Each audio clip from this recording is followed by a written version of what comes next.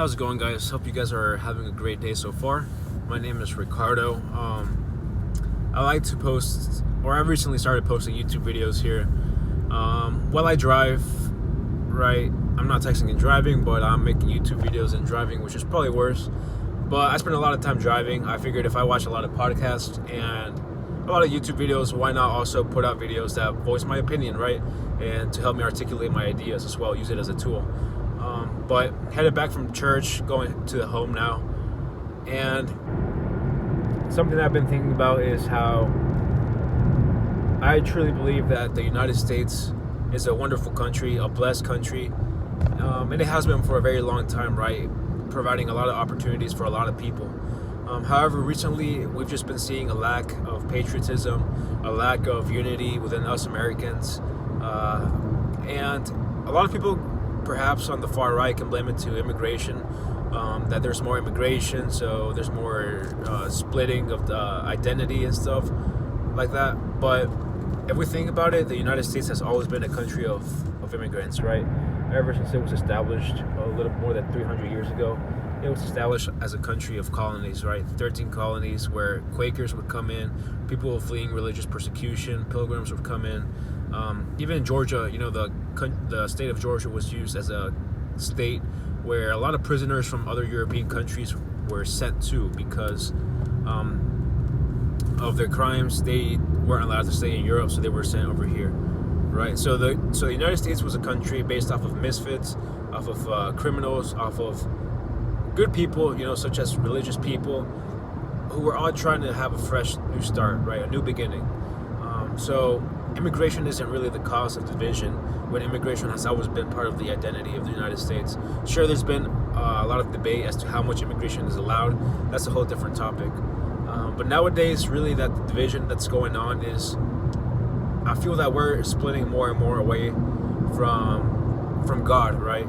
The United States was founded on a lot of beliefs, but one of the strongest beliefs was the idea of God, and that God has, provided us this new opportunity, right? And that we should live under God's laws in order to have a blessed country, a prosperous, strong country. And I'm sure it was also one of the reasons why the Americans won the Revolutionary War against the United Kingdom back, in the 1700s, right? We won because we truly believed that this was our land, that we had to fight for freedom, and that God had given us this opportunity, right, to fight. And this original idea is what created unity as the country continued to grow. However, as time has passed,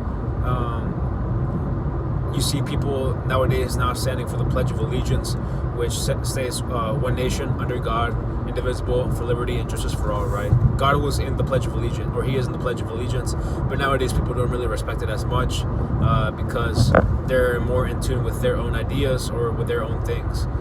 They're interconnecting things that really shouldn't be associated with God, because God is his own entity, right? He deserves his own space. Whether you believe and that some people are being discriminated against, or if you have to stand up for a certain thing, or if you shouldn't stand up for a national anthem, or you should kneel down, all these things, it's should be to each person's own beliefs. But at the end of the day, God created us, right? God created everyone, and therefore we should respect God. But it seems like nowadays there's less and less respect for God. We can see it, in celebrities. Just recently we saw in the Grammys how Sam Smith was really making a mockery, right, of Christianity and of what God is, by portraying himself as some type of satanic figure. Same thing with Lil Nas. You can see a lot of in one of his music videos, I forgot which one it is, I don't really care to listen to his music, where he's seen descending into hell, right, and messing around with the devil down there. We see a lot of figures, making hand gestures at the concerts. I just saw a recent video here recently where The Weeknd's concert, behind him he has a huge screen, and during I believe the start of the concert, he flashed the word Satan, right? So nowadays, they're not even trying to hide these satanic beliefs and rituals, and people still have the audacity, right, to disrespect God and to say that He doesn't believe. But these own celebrities, right, these powerful, rich people, even they understand, right, that Satan exists. And if they understand that Satan exists, they fully will know that God exists as well. Because just as how there is bad, there is evil, right? It's just a law of opposites. If something goes up, something must come down, right? If there is light, then there is darkness. If there is good, there is evil. And if there is Satan, then there is a God, right? But people are blinded. They follow these celebrities. They follow these idols because they look cool, because they dress cool, because they get likes, because they get money. But that's not what we were called to do, right? We were called to fight for justice, for freedom, for liberation, to be spiritually free, to have our mind free. Because if we're just being led by these celebrities, I mean, these celebrities, for all we know, could be used by even higher entities, right? Could be being used by higher entities with different agendas. We have to think for ourselves. We have to have a moral code within us, right? Our parents taught us to grow up to be good guys, good kids, right? Nowadays you see that phrase where good guys finish last, right? Because good girls don't want nice guys, they want the bad guy, right? But that doesn't mean that being good is bad, right? You shouldn't give up on how your mom treated or how your mom and dad raised you, because you can't get baddies, right? You want to be the person that you know is right. Have that strong heart, that strong moral code. Respect women, open the door for women. That's not being a simp, right? That's just being respectful. We need to go back to the way God made us to be, to follow His commandments, to love one another as we would love ourselves, right? Or as treat one another as we would like to be treated, to respect our mother and our father. Nowadays, we see kids disrespecting their moms and their dads because they don't have a PS5 or because they don't buy the kid the newest iPhone and they don't want to be seen as broke in school, right? But back in the day, we didn't even have phones in school.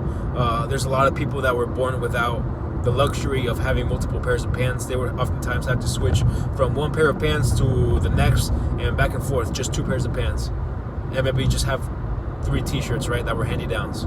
But you learned to be grateful. You were taught to be grateful because you had rice and beans to come home to. You had a warm plate of rice and beans. Maybe you didn't have steak. Maybe you didn't have sushi. Maybe you didn't have Chick-fil-A, right? Or McDonald's, because McDonald's maybe was even too expensive. And because your mom and your dad were on a tight budget and they had rent to pay and bills to pay. But you were grateful because you were taught to be grateful. But nowadays kids nowadays are being taught to be spoiled and to have everything at the grasp of their hands as soon as they whine about it, right? If mom says you can't have McDonald's because we're making this tonight, and the kid starts crying and throwing a fit, the mom gives in. Why? Because we're losing our values, our morals. And so that kid grows up to demand this and that from companies, from the government, and they feel entitled because they feel like they deserve the world if they complain about it. But the truth is that no one should care, right, if you complain about something, because you should have your own responsibility to make the change that you want to see and work for that change that you want, right? That's how we should be taught. And the Bible teaches us this, that we have to work hard. We have to honor God with our goods. We have to honor our father and our mother, because that's how our days on earth will be lengthened. But we're departing from all of this, and we're seeking our own ideologies created by our own human brain. We're fighting against God's morals, thinking that ours are better. And as we do this, we're departing more and more. And as we saw, in many, many powerful countries in the past, the more a country gives into their pleasures and their desires and their own ways of thinking, the more they lose themselves. Because there's always going to be something new to think of, or something new to innovate, always new pleasures, but the pleasures never are satisfied. Only God can satisfy that void in your heart. And so God is the only one who can save the United States from its own self-destruction. And it's not too late. I believe there are people who are realizing this, and people who are waking up, right? You see countries out in the Middle East like Saudi Arabia who are creating strong, powerful economies and communities because they live under one moral code, one religious code. They live under one law system. and they're not making up multiple ideologies day by day, multiple genders day by day. They have their things set up straight. And the United States has to be like this. We were once like this, and we were the most powerful, most feared country in the world. But now we have countries like China sending in balloons because they're testing us, right? They're comfortable enough to test us this way.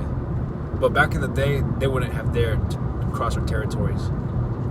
But God, one nation under God, He can save us. He can give us that identity back, that identity, that unity, despite us coming from different maybe ethnicities or backgrounds, or having different social statuses or different jobs. Some people may be, janitors or custodians. Some people may be CEOs.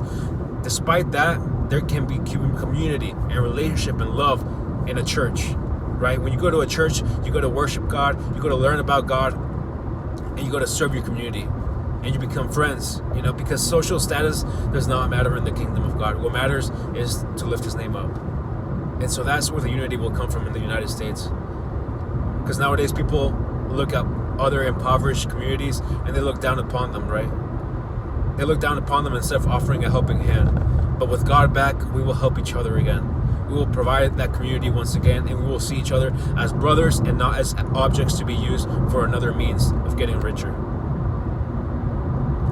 So I just want to end this video, guys.